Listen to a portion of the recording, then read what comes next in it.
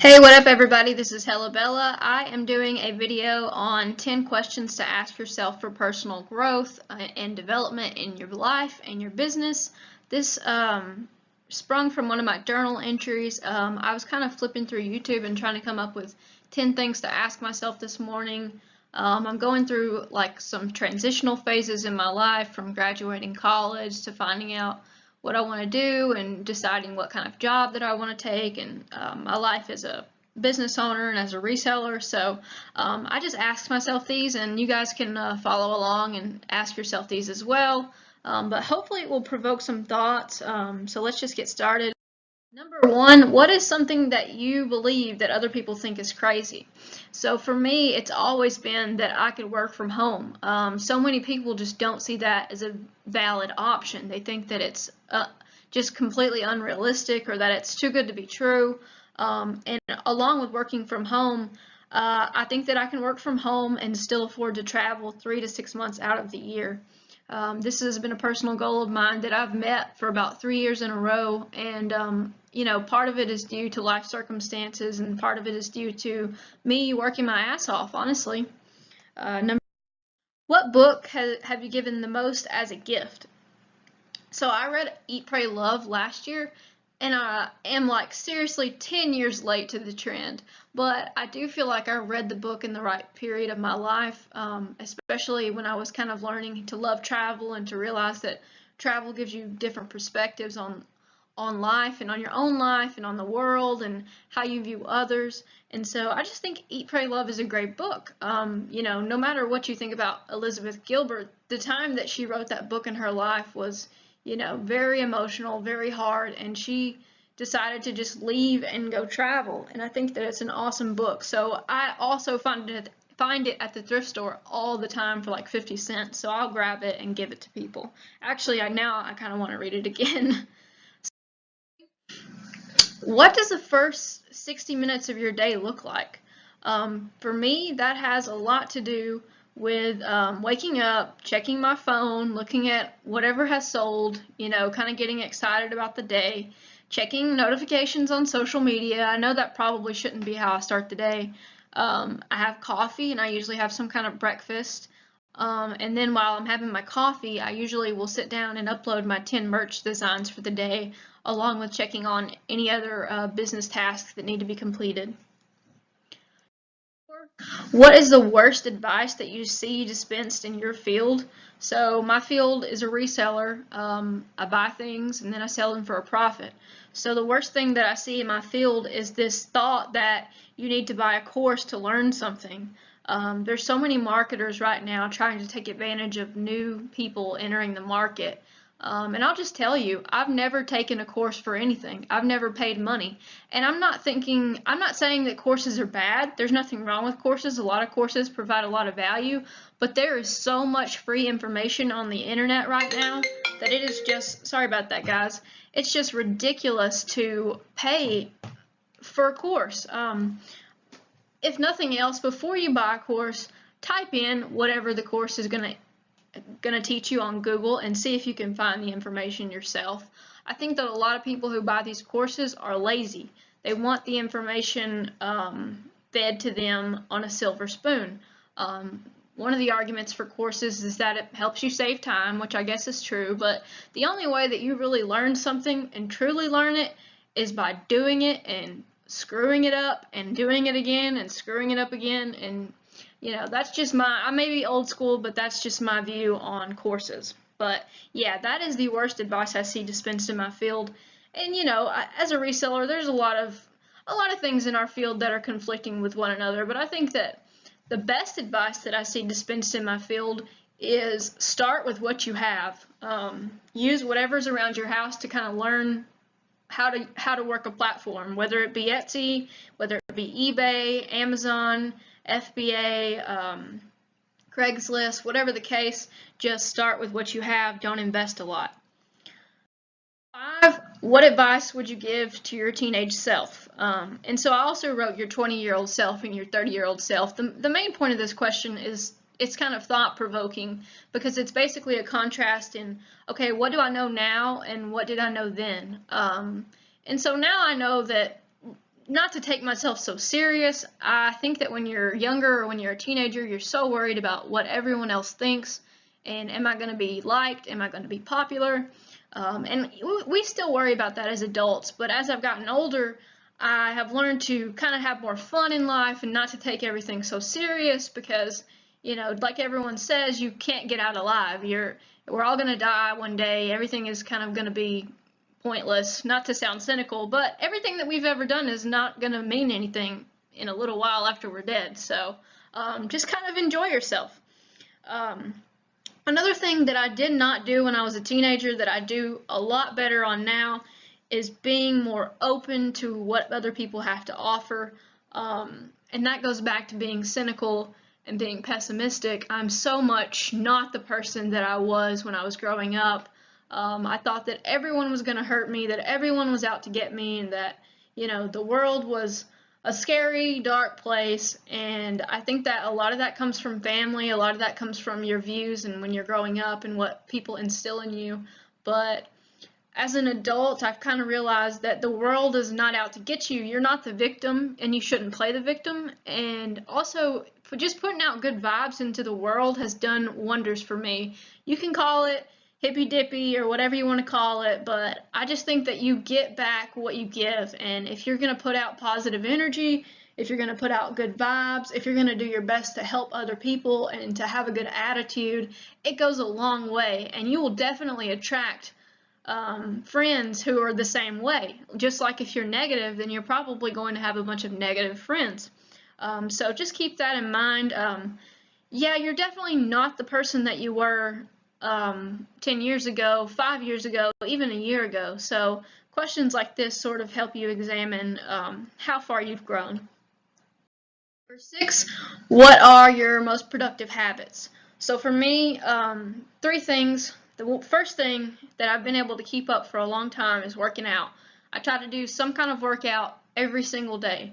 No, I don't always do it, but I damn sure make a point to do some kind of exercise, whether it be getting my 10,000 steps or lifting weights or taking the dogs for a walk or going to the park, because exercise gives you mental clarity and it helps you kind of weed through the bullshit sometimes when you're stressed out.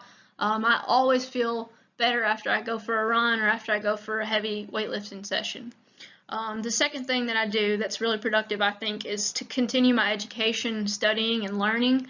I've always been a bookworm, and now I'm less a bookworm and more just an observer, and I consume a lot of content, and I think that YouTube has made that really, really easy to do. But it's also easy to consume content that has no relevancy to your life, so you kind of have to prioritize. But I would say that studying and learning constantly are really productive habits that I have. And the third habit is journaling. I've kept a journal for about 4 years now. No, I definitely do not write in it every day. I'm not that type of person. I could never keep up with it, and I also would not enjoy it if I forced myself to write in it every day. I pull my journal out when I need to do some self-reflection. I get this feeling that I don't know where I'm going, or that I'm, complacent, or, that I need to make a change, or that I'm, even if I'm progressing, it doesn't have to be negative. Like these 10 questions that I just asked myself are not negative questions, but they're meant to make me think. They're meant to make me question what I'm doing. So journaling is a really productive habit, in my opinion. Even if you just do bullet journal and you just jot down a couple notes each day, I think it's an awesome way to kind of self-examine yourself. 7, this one's kind of a longer one, and it's probably the deepest question that you can ask yourself, and it's one of those things that you cannot answer it in one sentence, and you can't answer it in one setting, because you kind of have to think about what is your ideal lifestyle and how much does it cost. So for me, I always thought that I wanted to travel 6 months of the year. So I think that's still my ideal lifestyle, but for me it's more traveling abroad, staying with family. I count it so I'm staying 3 weeks in Pennsylvania right now. That counts as my traveling 6 months of the year. And I'm going to be going to Italy, so that's also going to count for a couple months of the year. And I went on a hiking trip this year, and that was for 16 days. So, I mean, I add all that up and kind of, I don't do exact numbers, but I make a point to travel 3 to 6 months out of the year. So my ideal lifestyle would be a whole 6 months out of the year that I was traveling. And another part of this is keeping in touch with the important people in my life, because you do have to reach out to people sometimes. As an adult, it's not as easy as, when you're in school with people, you see them every day, or when you're in college with them, or when you work with them. But when you get older and you start growing apart from your friends, you do have to make more of an effort. And I think it's totally worth it. And I think that I do a good job maintaining my friendships that I've built. Another thing is staying on top of my physical and emotional health. And I put an "and" in all capital letters because emotional health is so important, and it's the one thing that people, they really neglect because you can't see it and other people can't see it. So if you're not healthy emotionally, and that you should do something about it, but you're not necessarily motivated to, because it's one of those internal things that does not reflect on the image that other people have of you. You may see somebody and think, oh, they look like they really have their life together, and they may be just dying on the inside, or they may just be so depressed or broken as a human being, and we can't see that in other people. So I think it's very important to have empathy and also to work on yourself. And this journal thing, I mean, it works wonders for emotional health. It will help you go through questions that you did not want to ask yourself. So another factor that I want to add into my ideal lifestyle is growing my revenue streams. I'm going to do a video on all the income streams that I have right now, because I think that it's important to kind of assess where you are and then kind of project where you want to go. And I wrote down, I said, realistically, I think I could do all of this with $40K a year. And I said, I won't say that I don't want more money. It's just that I don't think money is what will keep me, or what will hold me back. And I said, I'm already doing most of this. So for me, this is my ideal life. I don't think it's anything luxurious. I never wanted to have a big house. I never wanted to have a fancy car. I don't care about designer clothes. All my shit comes from the thrift store. I just don't see the value in chasing status. I don't see the value in worrying about having the next coolest thing or whatever. It just does not appeal to me. And it's fine if that appeals to you. If you're building your business to drive a super fancy car and live in a mansion, by all means, because if that's what you want, then that's what you deserve. But for me, I really don't think that that's something that I place high value on. I place higher value on my friendships and my relationships and my quality of life, my stress level, just being able to go out into the woods on a random afternoon and walk around and not have any stress surrounding how am I going to pay for my house payment this month, or how am I going to get groceries, or whatever the case may be. So this is my ideal lifestyle, but sit down and ask yourself, what does mine look like, because it may be very, very different. 8, what brings me joy? So this is also pretty simple for me. I wrote down petting my dogs because they give me so much happiness. I also wrote down creative projects like building terrariums and gardening, being around people that I love, getting a killer workout. I keep going back to that same theme in my life of being around the people that I love. I have a very close-knit relationship with my family and a very close-knit friendships that I have. And I've been fostering these for over a decade, my friendships, so I think that that's really something that I've kept up and something that I've worked on. But finding out what brings you joy in life is sort of one of those kind of weird questions, kind of almost cheesy, but I think it's something cool to ask yourself, because you should try to do more of it. So, write down whatever it is and say, well, when's the last time I've done that? When's the last time I did pet my dogs? When's the last project I made? When's the last time that I saw one of my friends? Or when's the last time that I had a good workout? So I think that's a good question. So what don't you like about yourself? This is sort of a hard one. There's a few things that I don't like about myself, but mainly I have a lot of trouble connecting with other people and trusting other people. And a lot of that also comes back to the way that I was raised. Taught to be very guarded in life, and I'm breaking that down now, and I'm trying to push past that, but that is something that I want to work on. I also wrote that I don't like about myself that I lack discipline in my fitness and that I didn't used to be that way. I've said this on my channel before, but I lost 50 pounds and I've gained back 15 pounds of it. So I have worked really, really hard to keep most of that off, and I don't want to see myself gain it back over the next 4 or 5 years. So that kind of makes me feel really crappy, and I think I need to work on that. Also, I'm too critical on myself. We live in a society that is so pushing us to be overly critical of ourselves, every aspect of our life, our body, our finances, our Instagram account, you know, and it's fine to do that and to you know, to try to improve as a person, but I think the way we live now focuses way too much on how am I compared to another person. And it's so true, comparison is a thief of joy, because it just makes you feel like shit about yourself when you look at someone else and see how well they're doing. And a lot of the times you're just not getting the whole picture on those things. So I also wrote that I have very high anxiety. Another thing that's a learned behavior and may as well be a genetic factor as well, but I have a lot of anxiety just in general, in public and, you know, in social situations and even on YouTube. But I think making this channel has really, really helped with that, because it forces me to speak, and I'm not someone who likes to talk. I'm not a big fan of it. I'll talk to the people that I'm close to, but this channel has pushed me really far, and I think that it's been a really good growth outlet for me. Number 10. So I just asked you what you don't like about yourself. So number 10 is what can you do about it?